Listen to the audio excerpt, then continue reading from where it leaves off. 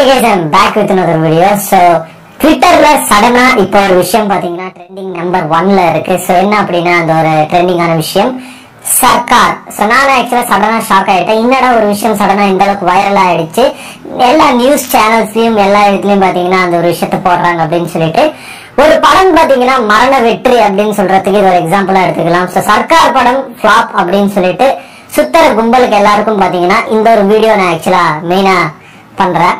So 49P அப்படின்னு சொல்லிட்டு ஒரு செக்ஷன் இருக்கிறதா சர்க்கார் படத்து மூலியமா தான் எல்லாருக்குமே தெரிஞ்சது இந்த ஒரு விஷயம். அது ஒத்துக்கிட்டு தான் ஆகணும். அது என்ன செக்ஷன் அப்படின்னா, நம்மளோட ஓட்டை ஒருத்தர் கள்ள ஓட்டு போட்டா நம்ம திருப்பியும் அது ரீஎலெக்ஷன் ஓட்டு போடலாம் அப்படின்னு ஒரு கான்செப்ட் பாத்தீங்கன்னா சர்க்கார் படத்துக்கு மூலியமா பயங்கரமா ஃபேமஸான ஒரு விஷயம் 49P என்ற உண்மையாவே அப்படி ஒரு சட்டம் இருக்கு.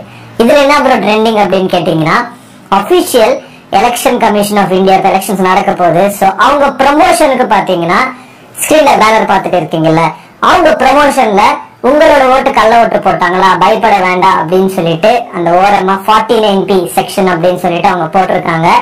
பார்க்கும்போது புல் அறிகுது எனக்கு சொல்லும் போது. சோ துப்பாக்கி படத்துல ஆர்மி, கத்தி படத்துல ஃபார்மர்ஸ், அந்த பாத்தீங்கன்னா சர்க்கார் படத்துல 49P அப்படின்னு ஒரு விஷயத்த பாத்தீங்கன்னா ஏஆர் முருகதாஸ் சார் கொண்டு வந்திருக்காரு.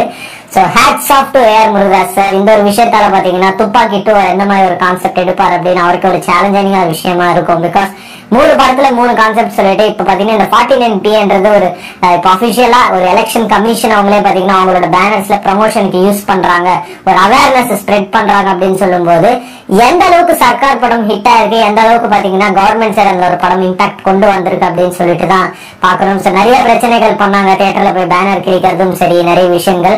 இப்ப பாத்தீங்கன்னா அபிஷியலா எலெக்ஷன் கமிஷனே பாத்தீங்கன்னா இந்த ஒரு 49P சட்டத்தை அவேர்னஸா எல்லா மக்களுக்கும் பாத்தீங்கன்னா ஸ்ப்ரெட் பண்றாங்க. உங்களோட ஓட்டு கள்ள ஓட்டு போட்டா நீங்க பயப்பட வேணாம் அப்படின்னு சொல்லிட்டு சைட்டிங் திஸ் இஸ் எ மரண success for the Sarkar movie. Sarkar 100 days வந்திருக்கு, ஃபிளாப்பான படம் 100 days எப்படி வந்தது அப்படி இப்படின்னு ட்ரோல் பண்ற நிறைய பேருக்கு இந்த வீடியோ பாத்தீங்கன்னா ஒரு இதுவா இருக்கும். அதுதான் மெயினான ஆக்சுவலா இந்த வீடியோன்றது நான் பண்றேன். சோ இப்ப ட்விட்டர்ல அந்த ஒரு விஷயம் தான் பயங்கர ட்ரெண்டிங்கா இருக்கு. ஏஆர் முருகதாஸ் சார் அபிஷியலா ட்வீட் போட்டிருக்காரு. ஹாப்பி டு சி எலெக்ஷன் கமிஷனே பாத்தீங்கன்னா இந்த ஒரு விஷயத்தை அவேர்னஸ் ஸ்ப்ரெட் பண்றாங்க அப்படின்னு சொல்லிட்டு அவங்க மட்டும் இல்ல நிறைய செலிபிரிட்டிஸ் இந்த ஒரு விஷயத்த ட்வீட் பண்றாங்க. சோ தளபதி கண்டிப்பா ரொம்ப ரொம்ப சந்தோஷம், ஆக்சுவலா ரொம்ப ஹாப்பியா இருந்திருப்பாரு இந்த விஷயம் அவருக்கு தெரிஞ்சிருந்தா.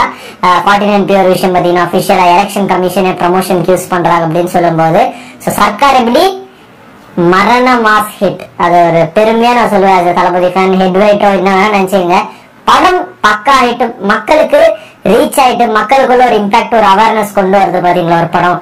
அதுதான் ஒரு படத்துக்கு ஒரு பயங்கரமான ஒரு வெற்றி. அந்த விதத்துல சர்க்கார் படம் இப்ப பாத்தீங்கன்னா வேற மாதிரி ஆயிடுச்சு அப்படின்னு சொல்லலாம். இன்னும் நிறைய விஷயம் சந்திக்கிறேங்க. Peace out and stay safe.